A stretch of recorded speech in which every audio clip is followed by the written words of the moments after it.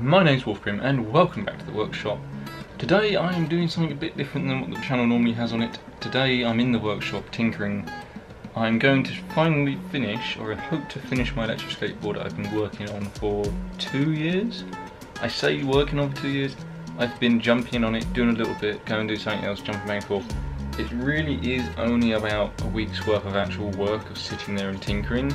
A lot of it's been problem solving and working out how am I going to do this or that. Anyway, I'll show you what I'm trying to do. At the moment I have these lead acid batteries. They're not the best, but if this project fails they have uses. That's why I went with these. So at the moment I have most of the components for this. It's there, the motors are mounted, the motor, single motor, simple belt, onto pulley. The wheels were a problem. The way these are mounted, you're meant to put, I think it's 4 bolts or more.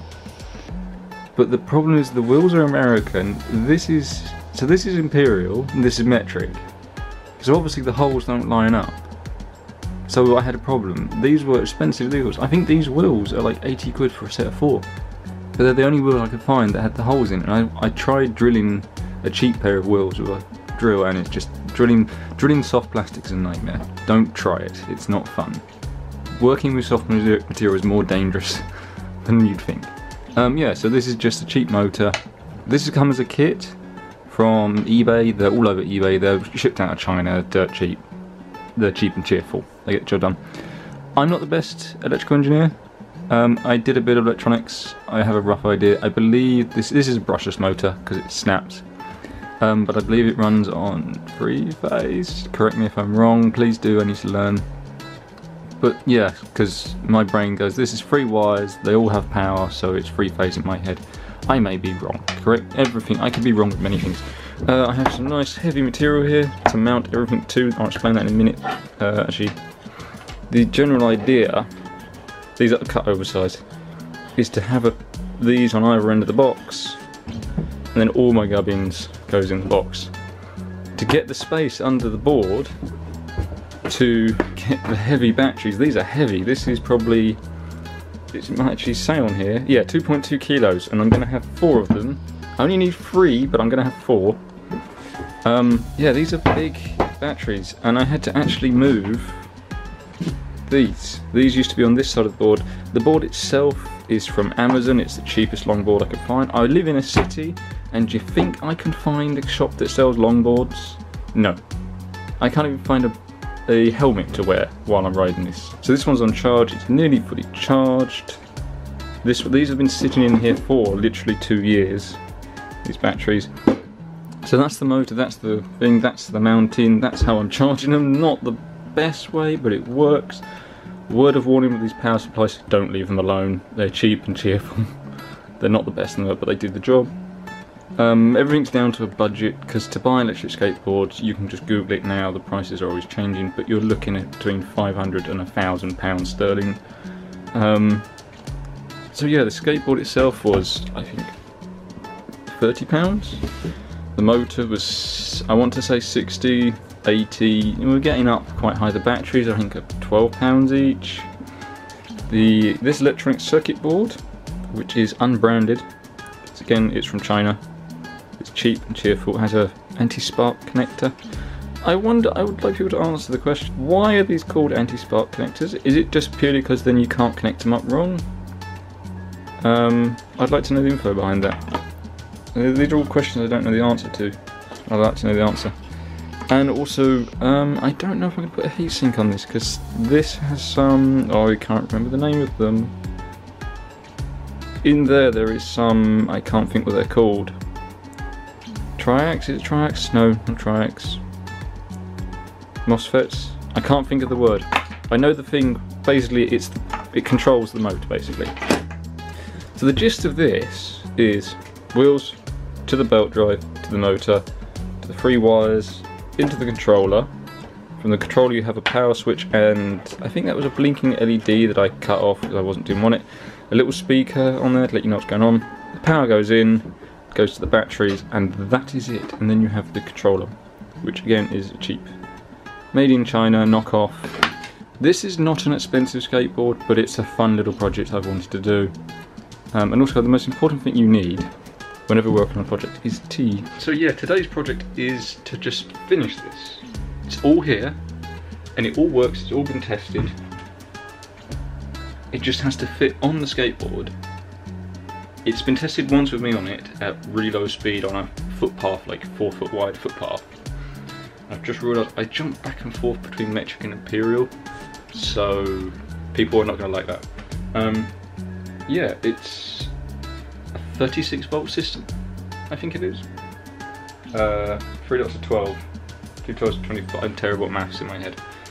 Yeah, but you can run it at higher voltages, which is what I'm going to do, because I have a little bit more range, if my maths is correct. Again, I am no expert. I did engineering, but it was very much a basic course of engineering. More of machining than actual electronics. But I think I have enough information to make this work, and if not, I have Google. We all have Google. Don't be ashamed to Google questions. A really good resource on the web is Wolf Alpha, I believe it is. It's basically, you can type in literally anything you want and it gives you a better result than Google, but it's more of a technical result. But yeah, let's see. This is the day in the workshop, and we shall see how this goes. Hoping it's midday. I'm hoping by 5 o'clock today I'll be running around this. Fingers crossed, this is going to work. I'm at the point where I'm past the problem I hit last time, which was building the case for the batteries. It's done, but there's a small issue that I'm worried I'm going to run into, and if I run into that problem, I'm not sure how I'm going to solve it yet. So this is the case. It's just some birch ply, and there's the battery, yeah? The issue I'm having is, well, this is pretty substantial, and yeah, there's not a lot of clearance. If I put a straight edge against that, I'm past halfway the wheel, there's not much left. And then obviously the battery's there. I've had left 6mm gap in there because I want to put some foam in to protect stuff. And then I put my 6mm lid on it. I'm rapidly running out of room, and I'm going to have fasteners in here. There's going to be some nice, I want some nice hardware on this. I do like this hardware. I can't remember the name of it. It's yeah, it looks very industrial. I like the industrial look of things. So this is going to be in here for easier access, because I know at some point I'm going to have to get into this. 1, to charge the batteries, and 2, because I know at some point this circuit board is going to crap out on me and I'm going to have to replace it. So I know this is not going to last forever. The whole thing won't last forever, but if I can get at least a year or 2 out of it that's fun, I'll call this a success. But yeah, this is completely overkill. I'm curious, anybody who's got a gun? No one in this country has a gun. How much of this? This is 22, call it an inch ply. I always wondered how many layers of that would stop a bullet, because this is Russian Baltic birch plywood. A grade. This is a really good. Basically, this is what I would call the best ply that I can get. There is better, but this is the stuff I love to work with this, because it's just, I like it. Anyway, that's a detour. Anyway, I need to work out a better way of sealing up this from just general stuff trying to get in, but also it needs to move because the bogey or whatever these are called moves. I'm not the most sporty person, if you hadn't noticed. But that's where the batteries are still charging. They're slowly getting there. It's about 1 o'clock. I'm hoping this will be done today. I'm really banking on it. I just posted on Instagram saying this will be done today, so I've kind of set myself a goal that I can't avoid, as people will call me out on it, which is fine because it just motivates me to get done. But so far, so good. Okay, so far so good. The problem I have with the thickness is fine at the moment.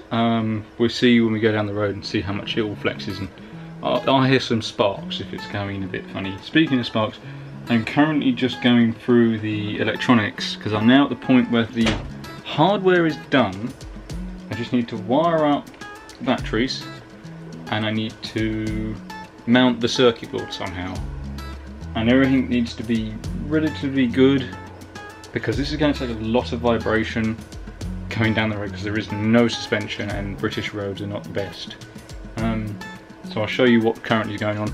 I may be wrong with a lot of this. Also, this is the controller, so it's a bit noisy. So yeah, this is probably not the best way to do it. I have some friends that probably know a better way to doing this, but this is just me. It's now 2 o'clock in the afternoon.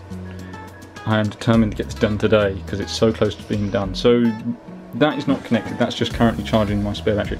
Turns out I don't need all 4 batteries. I may have a 4th battery as like a backup, but we'll see. I want to get the bare minimum first because I may fit lights and all sorts to this. We'll see what happens. So we're currently sitting at 37 volts. This is all technical stuff for people who want to see technical stuff. Well, I say I'm currently using crocodile clips because they're the best thing in the world for jerry-rigging electronics as a connection falls off. Stay.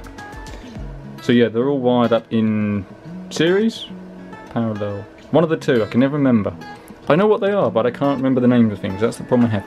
And that's all going through crocodile clips, which are not the best, but they work for what I'm doing here as testing. And then I have, I'm assuming these AC because it's coming up on the AC meter. These are great little meters, by the way. Anybody who's doing electrical testing, I would recommend these. Not this brand, just get any old one you want. These are basically, you don't have to connect to it physically. So, but the only thing is you can't do, say, all 3 of them because it cancels them out. So you need to find one of the phases, like that. You need to connect it around one phase only. So positive or negative, not your earth. And that's, is it a Holoflex sensor? I can't remember the name of it, but if you clean the dust off, and I'll get it to focus, yeah, you can see this also does temperature, it's handy. So if I run this, it was quite noisy, and why my voltage just died? Oh, that's why, because my connections keep failing. Still failing. So we're currently at 37 volts basically. So that's my battery. Apparently battery's fine. So it peaked about 1.5 amps, but that's with no load. So I'm curious what this is going to do when it has a load on it. But it is now working. Oh yeah, this has brakes in the electronics. I didn't, again, the electronics is from China and they're going to crap out at some point. But it works. I have reverse, I have 2 speeds, but at the moment I can't tell the difference. Maybe when I'm on the road. But we'll see. Hopefully the next time you see this, I'll be putting the case on it and I'll be going down the road. So, I may have just broken my electric skateboard. I can still smell the burning electrical smell in here. So I was sitting there, I was wiring up one batteries, going along, made my nice little, ignore the burn marks, I made my nice little anti-spark connector.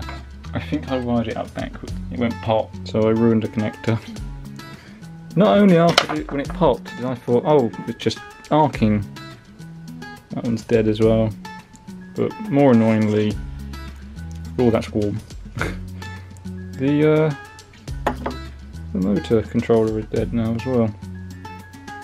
So I'm hoping it's just this motor controller that's dead and not the motor. But yeah, I had all my nice wiring ready to go, and I think that's the end of the day.